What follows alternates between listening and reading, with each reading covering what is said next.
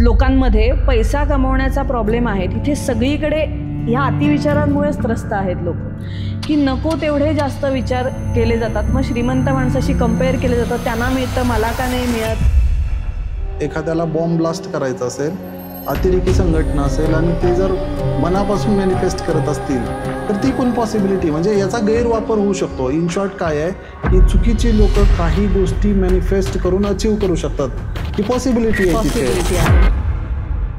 Basically तुम्ही विचार करायला लावताय, बरोबर. मॅनिफेस्टेशनमध्ये तुम्ही इमॅजिन करा, व्हिज्युअलाइज करा किंवा या गोष्टी, तर त्या केसमध्ये खूप विचार होतात ना. माणसाची झोप उडू शकते, तो दिवस रात्र तेच करत बसू शकतो.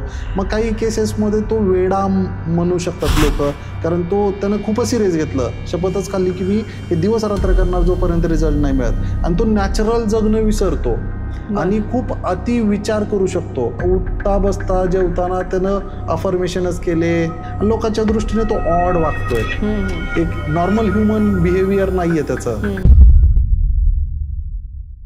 काही लोक झोपडपट्टीमध्ये राहतात आणि ते आजूबाजूला सदैव भांडणं किंवा दारुडे किंवा याच परिस्थितीत, आणि ते स्वतःला मॅनिफेस्ट करतात की मी खूप श्रीमंत आहे, खूप श्रीमंत आहे, श्रीमंत. तर ती नकारात्मक इम्पॅक्ट होतोय, कारण ते बघतायत वेगळं आणि मॅनिफेस्ट वेगळं करतायत. म्हणजे काय तर आपल्या आजूबाजूची लोक निगेटिव्ह आहेत म्हणून तुम्ही निगेटिव्ह व्हायला हवं हे कुठेच नेसेसरी नाहीये.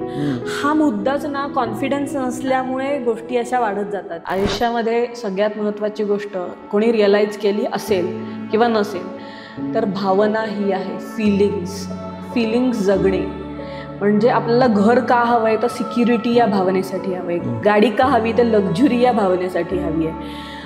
ज्वेलरी का हवी आहे तर फ्लॉन्ट करायची आणि मग मी कशी छान दिसते ह्या भावनेसाठी. So we do everything for feeling. सो तुम्हाला फील काय करायचं आहे हे महत्त्वाची गोष्ट आहे.